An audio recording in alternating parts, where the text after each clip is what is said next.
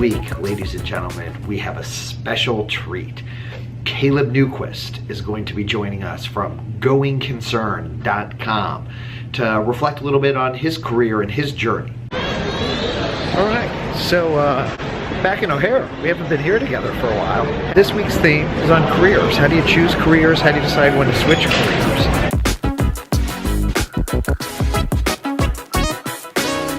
So after I decided that I wanted to study business because I enjoyed being an entrepreneur as a high schooler, I ended up choosing the field of accounting because I had been told that it was the most challenging and the most math-oriented.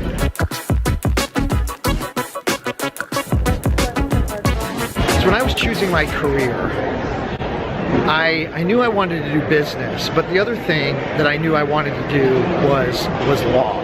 The school that I went to had a program that pre-admitted me to the law school when I started undergrad. A really neat program that the University of Missouri still offers. It was my first accounting course that I had an issue.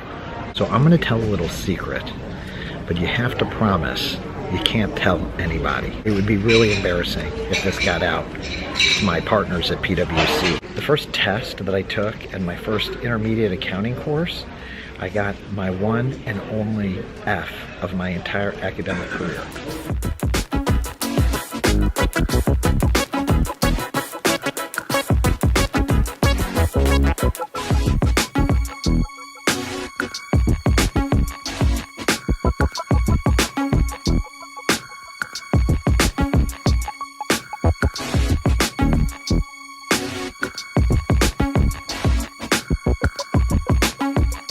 After I got that F in my first intermediate accounting course, my professor suggested that maybe accounting wasn't the right career for me. So after giving it some thought, I went and talked to my dad and told him I wanted to major in philosophy. What my dad said to me is that if he's paying for me to go to college, he's paying for me to learn how to do something. So he didn't care what I majored in as long as it was something that I could then get a job immediately after. And I decided to stick with business, stick with accounting. I'm still convinced to this day that the reason I have an accounting degree is despite that accounting professor. And I went to law school. After my first year in law school, I had an international trip. My first semester, second year, I had my first tax class.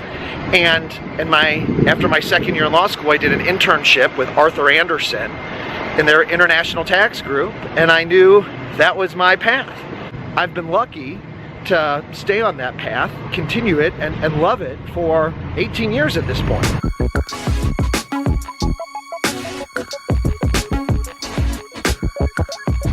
I am with Caleb Newquist. Caleb is an accountant, CPA, journalist, entrepreneur. Yep. All those things have a degree of accuracy. And so I'm very excited to have you on the Doug McConey vlog.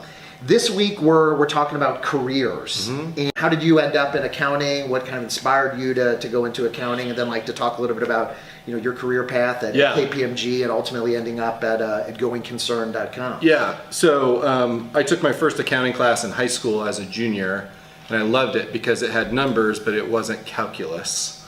And I kind of took to it.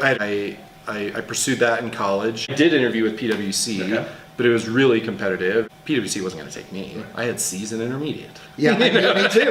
And so it was only because I went to law school that I ended up getting any interest in the public accounting firms. My GPA, frankly, just wasn't high enough in undergrad for me to even get an interview, let alone an offer. But I knew I wanted to go to law school anyway. But that was kind of, everybody's path is different. I started at a small firm called Spicer Jeffries, and here in Denver. Yep. After doing that for a couple of years, I got someone from KPMG actually got in touch with me, and I during the interview process, I kind of talked about how I had this interest in alternative investments. I did take the job with KPMG. I started at that small firm, had that experience for 2 years, and then moved to a big firm because I had to know for myself, I had to know what that was like. And so I went to New York City, and that was a huge move. I mean, coming to Denver, Nebraska to Fort Collins to Denver to New York City. That's it. And then I lived in Brooklyn, which I loved. I worked on a huge team when I moved to New York. I think one of the mistakes that I made was I don't think I was at that time I wasn't aggressive enough in finding like a champion for me, or like a sponsor or mentor or whatever. I had plenty of mentors and plenty of people to talk to, but I needed somebody in my corner like all the time. Sometimes people have the view that, well, if you can't make partner or you can't get promoted to senior manager, that is somehow some failure in like somebody's career, which I just think is absolutely wrong, right? That everybody has different paths, everybody has different desires, things that they like and work, and so were you at KPMG in New York for how long? And then it was about 20 months. The day that Lehman Brothers went bankrupt was September 15th, 2008. Okay. And then the world started falling apart. Right. And like KPMG had big layoffs that fall, and I was part of that. I had lots of friends that were part of that. Sure. I mean, that's what was going. All the firms did it. Oh yeah. At that time. Absolutely. So I moved back to Denver to kind of land on my feet.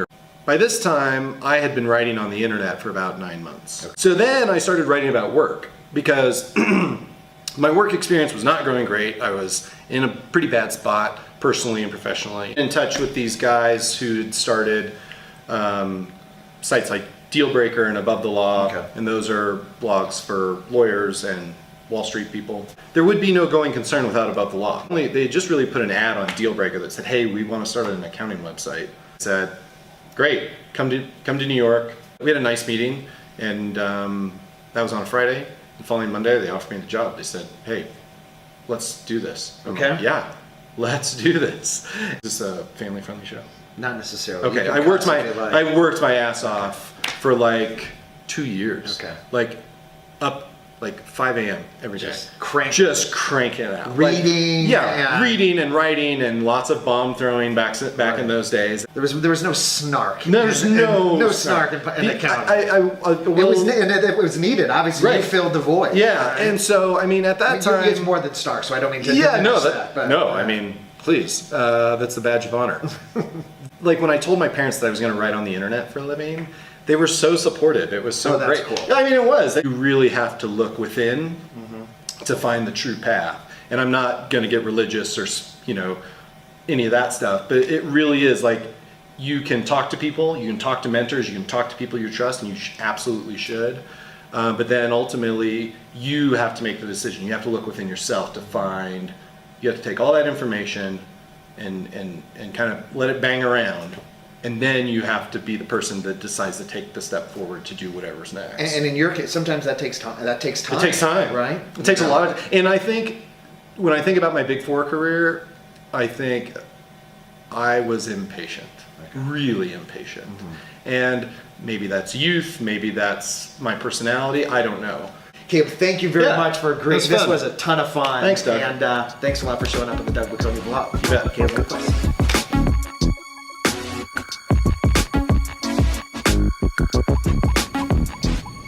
All right, focused. So I made it back from Denver. Special thanks again to Caleb Newquist. Outstanding discussion. I think the learning when thinking about my career as compared to Caleb's career is that my career has been linear, to say the least. Caleb has taken a completely different journey. For those just beginning their journey, find your passion. Some people find their passion early.